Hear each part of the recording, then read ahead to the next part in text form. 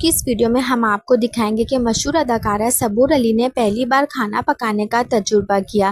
جی ہاں دوستو، صبور علی نے ہاتھ میں روٹی پکڑ کر کھانے کی ویڈیو شیئر کی، جسے دیکھ کر مداح حیران بھی ہو گئے اور کئی لوگ ٹرولنگ کرنے سے باز نہ آئے۔ جیسا کہ آپ سب جانتے ہیں کہ اپنی بیٹی کی پیدائش کے بعد صبور علی زیادہ تر سوشل میڈیا پر مداحوں کی توجہ کا مرکز بنی رہتی ہیں۔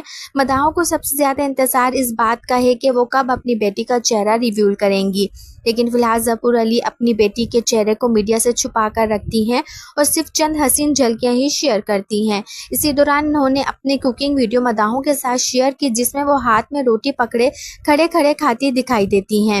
اس انوکھے انداز کو دیکھ کر مداحوں نے ملا جلا رد عمل دیا، کچھ نے حیرانگی کا اظہار کیا تو کچھ نے مذاق اڑایا۔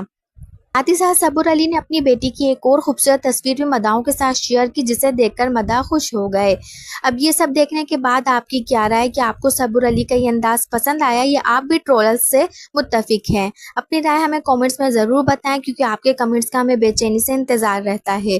ویڈیو کو لائک اور چینل کو سبسکرائب کرنا نہ بھولیں، تاکہ آنے والی ہر دلچسپ اپڈیٹ آپ کو آسانی سے پہنچ سکے۔